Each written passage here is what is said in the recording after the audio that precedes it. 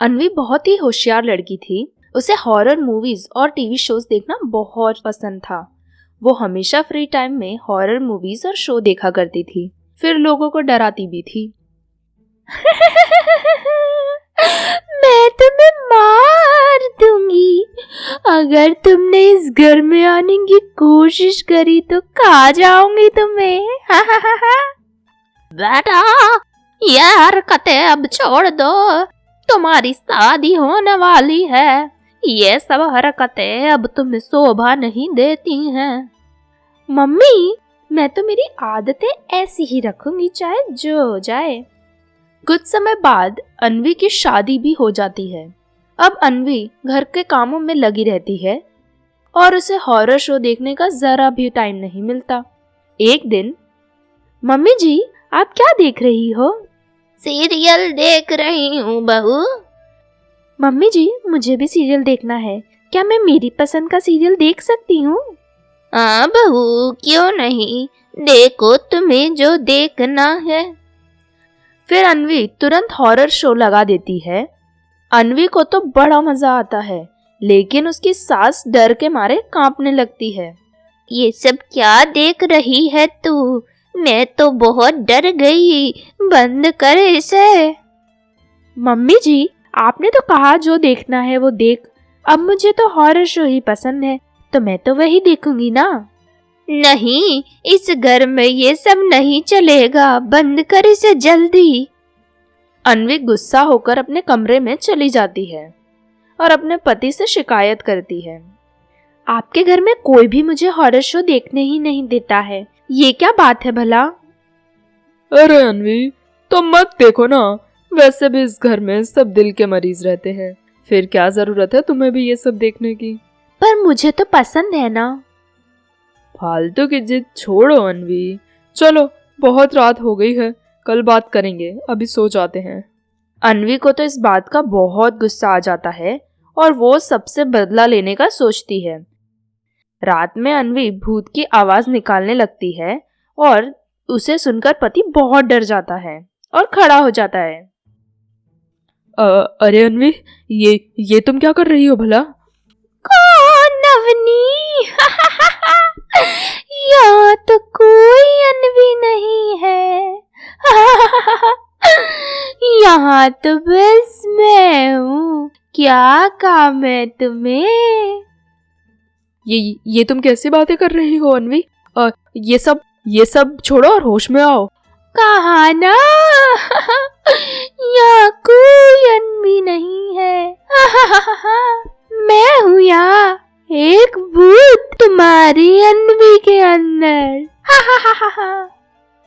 मम्मा, पापा जल्दी यहाँ आइए, यहाँ मुझे बहुत डर लग रहा है। फिर अन्वी के सास ससुर भी वहाँ आ जाते हैं। नहीं बहू, मुझे कुछ मत करो, मैंने किसी का कुछ नहीं बिगाड़ा है, मुझे कुछ मत करो। आओ आओ, तुम्हारी ही कमी थी, तुम दोनों भी अब उसके साथ जाओगे। अरे बेटा, बहू ये इस तरह बातें क्यों कर रही है? बहू की तबीयत तो ठीक है ना? बहू? कौन सी बहू?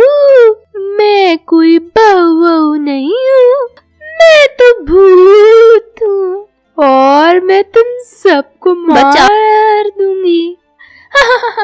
चलो तो कहो कि शुरुआत में किससे करूं? इस बुढ़िया से ही शुरुआत कर दूं क्या? नहीं बहू, मुझे कुछ मत करो, मैंने किसी का कुछ नहीं बिगाड़ा है, मुझे कुछ मत करो।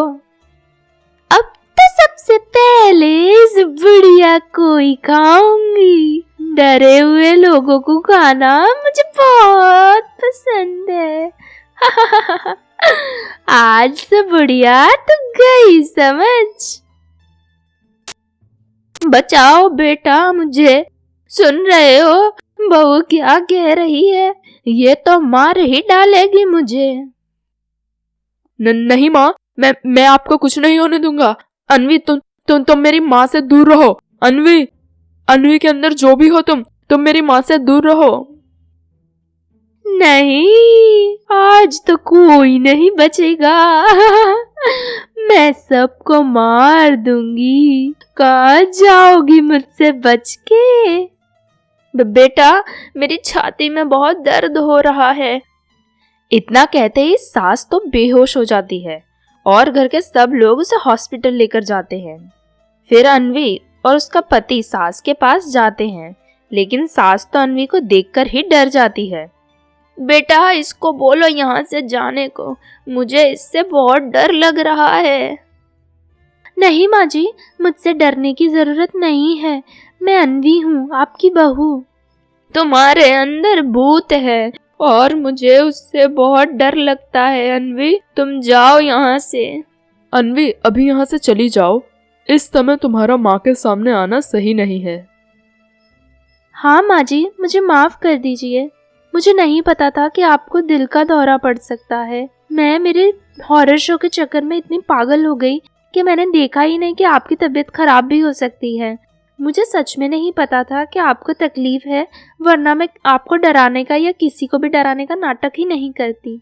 मुझसे गलती हो गई माँ जी, मुझे माफ कर दीजिए।